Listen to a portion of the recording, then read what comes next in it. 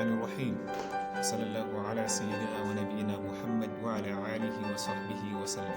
zamu ɗaura zuwa ga gabatarwa kashi na biyu cikin wannan tasha ta mai albarka mai suna ikon Allah a cikin kimiyyar zamani.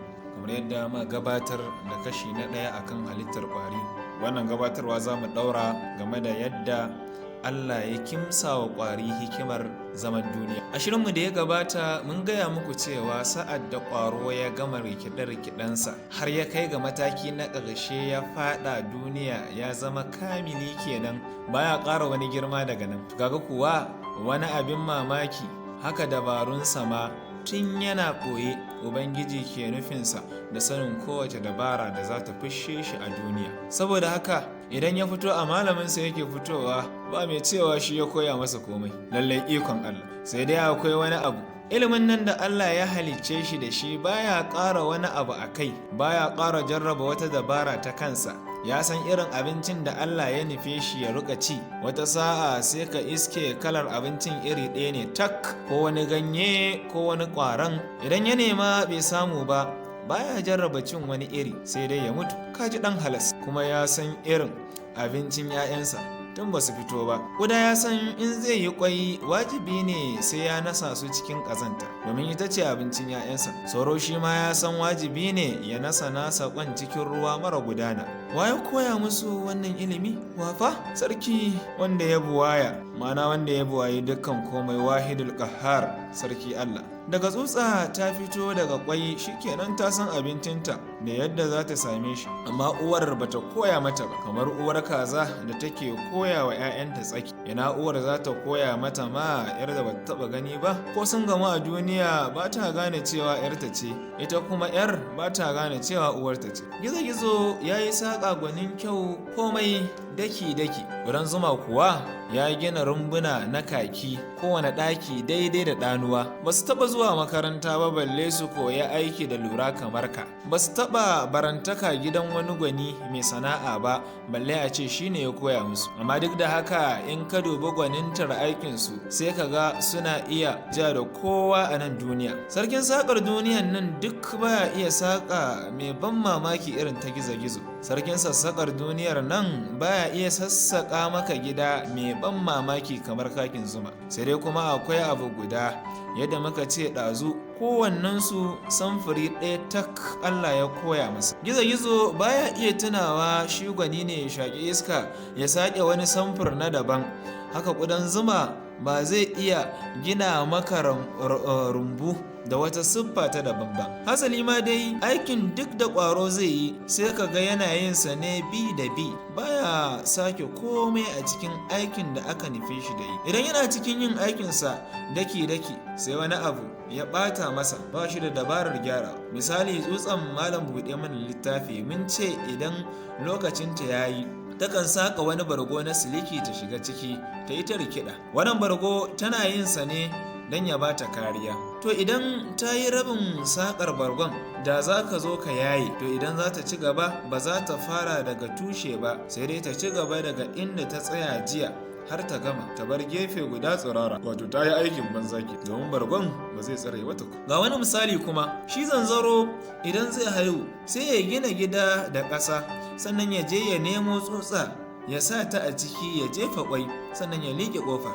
gidan. Idan kwan ya ƙyanƙyashe sai tsutsar nan ta zama abincin ɗan, amma da yake zanzaro baya so ya kashe tsutsar tun da farin, idan kada ta ruɓe kafin ɗan ya ƙyanƙyashe ya buƙace ta, sai ya soke ta da ƙarinsa ya yi mata allura ta yi ta bacci ba ruɓewa. To akwai wani irin zanzaro wanda baya iya gina gida sai ya samo tsutsar ya kawo. Idan ya zo da ita sumammiya sai ya rataye ta a 'yar ciyawa don kada wani cinnaka ko kiyashi ya zo ya sace ta, sannan sai ya ci gaba da aikin gini. To idan da wata rana za ka ga haka, sai ka ɗauke tsutsar nan da ya kawo sumammiya ka sa wata kamar ta a gurin. Idan kai haka a nan za ka ga abin dariya. Idan zanzaro ya zo ya duba sai ya gane ba tasa tsutsar ba ce wadda ya yi wa allura, amma maimakon ya yi wa wannan sabuwar allura ya huta, sai ya bar ta nan ya tashi ya yi ta yawo yana neman wata. Idan ya samu sai ya yi mata allura a can ya kawo ta da kansa.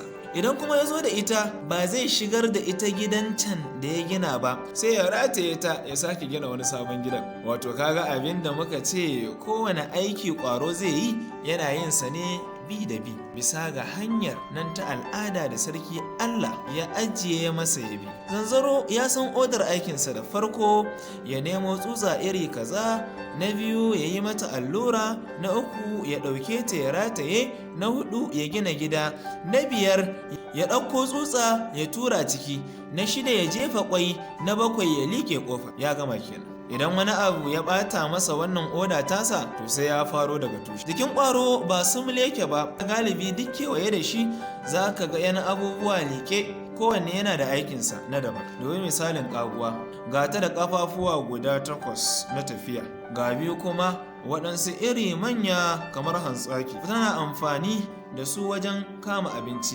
Banda waɗannan, ga waɗansu tsinkaye iri-iri a wajen bakinta, kowanne yana da aikinsa. Akwai na jin wari, akwai na yagar abinci, akwai kuma na rarraba shi. Muna iya yin abubuwa da yawa da hannayenmu, amma ƙaguwa kowane aiki yana da hannun yinsa. Misali, idan za ta misaltu a haka, sai mu ce kamar maƙeri ne wanda ba shi da hannuwa, balle ya kama kayan aiki irin su guduma, hantsaki, su zarto da sauransu. Saboda haka sai aka halicce shi da zartonsa da gudumarsa da hantsakinsa duk liƙe ga jikinsa. Haka kuma sauro, kayansa na cin abinci suna liƙe ga bakinsa. Wato kamar kai ne a halicce ka da wuƙa da cokali da ludayi duk a liƙe a bakinka don ka huta da kamawa da hannu, har a yi maka asuwaki domin ka goge baki. Kaga dai ashe wannan halitta ta marasa ƙashin baya duniya ce guda babba wadda ta sha bamban ƙwarai da tamu. Mana duniyar tasu kuma cike take da zuriyarsu kashi iri ba iyaka. Masana masu bincike har yanzu ba su da cikakkiyar ƙididdigar ma irin ƙwarin da ake da su a duniya. Abinda suka samu zuwa yanzu shine akwai ƙwari iri-iri kamar 900 a duniya, inda za a sami damar ƙidanye iri-irin ƙwari na duniya, sai ka ga yawan iri-irinsu ya fi ire-iren sauran halittu na duniya duka idan an tara su. Cikin kowane iri kuwa akwai zuriya mai yawa kwarai da gaske. Misali, in kaga shurin gara ko gidan tururuwa, ka sani birni ne nan babba. A cikin wani ya yiwu ma a sami rai zambar 1000, wato yawan mutanen birninsa wane na Kano ko na Ikko. Dubi yawan rundunar kwarkwasa, mana rundunar kwarkwasa idan sun fita yaƙi. Dubi na fara idan ta kawo hari, wane rundunar Rashawa da Amerika. Nan gaba idan mun fada maganar su tururuwa, su gara da su ƙudan zuma, za ka ga kamar su 'yan adam ke kwaikwayo wurin dabarun zaman duniya. A wani wuri har wa yau ko manyan ƙasashen turai ba su kai su tsari ba, sukan gina birnin su titi ga fada, ga asibiti, ga taskokin abinci, ga gidajen renon jarirai, ga sarauniya, har da soja da 'yan sanda da leburori da duba gari. Duniyan nan ta ƙwari galibi tsakaninta da tamu mu masu ƙashin baya ba shiri. Kaɗan ne a cikinsu muke abota. Abokanmu su ne masu cinye mana manyan miyagun ƙwari 'yan uwansu ko miyagun tsirrai. A ƙara har da masu gama namijin tsiro da mace su yi aure. Amma waɗanda muke abota da su kaɗan ne idan ka gama su da abokan gabanmu. Ga masu cizo, ga masu harbi, ga masu suka, ga masu cinye mana abinci, ga masu sa mana cututtuka, ga masu ɓata mana kayan gona, ga masu ɓata mana kayan ɗaki, ga masu kashe mana dabbobi. Kai Allah da iko yake, duk abin da ya halitta babu wanda ba dalili, sai dai mu dan tsananin jahilcinmu mu kasa ganewa. Iyakacin namu dai mu ce Allah ya sauwaƙe mana bala'insu. Shehunan malamai sun ce wai asalin ƙwari daga ruwa ne, daga ciki suka fito suka zo suka mallake tudu. Amma haka bai ishe su ba, har sai da suka koyi dabarar tashi domin su mallake sararin samaniya. Sun daɗe ƙwarai da gaske a cikin duniya, ga su da dabara da iya tsari da tsananin yawa. To me yasa ba su cinye mu ba, su mallake duniyar gaba ɗaya? sarkin da ya halicce mu shine bai nufi hakan ba, mu a kanmu muna iya ganin dalilai. Da farko sai ya halicce su da iliminsu iyakar yadda zai ishe su samun abinci da zaman duniya, ba su da ikon ƙara wani ilimi bisa ga wannan ilimin nasu. Mu kuwa da ya halicce mu sai ya ba mu hankali wanda za mu yi amfani da shi mu nemi ilimi da kanmu. Sa'ad da aka haife mu abin da muka sani na zaman duniya kaɗan ne. Jariri na numfashi ba da an koya masa ba, yana tsotso ba da an koya masa ba, yana fitsari, su hamma, su atishawa, su kuka, daga nan fa sauran abubuwa na zaman duniya sai ya koya. Saboda haka kowace rana mu muna ƙara hikima ne, Allah kuwa bai sa mata iyaka. Idan mun yi amfani da hankali da sarki Allah ya bamu, sai mu ci gaba da koyo har mu tsufa muna karuwa, ba kuwa ƙarshen ta kenan ba. Ɗan adam ya sami ilimin magana, ta haka kuwa yana iya koya wa ɗansa ko ɗan wani ilimin nan da ya koya. Shi ma ɗan yana da damar ƙara wani ilimi bisa ga na ubansa, an tafi kenan. Haka ilimin ke ta hauhawa a duniya. Amma ƙwari yadda jikinsu ke rufe cikin kwasfa, haka iliminsu yake babu ƙaruwa. Shi dai kenan tun kakan kaka har zuwa jikan jika.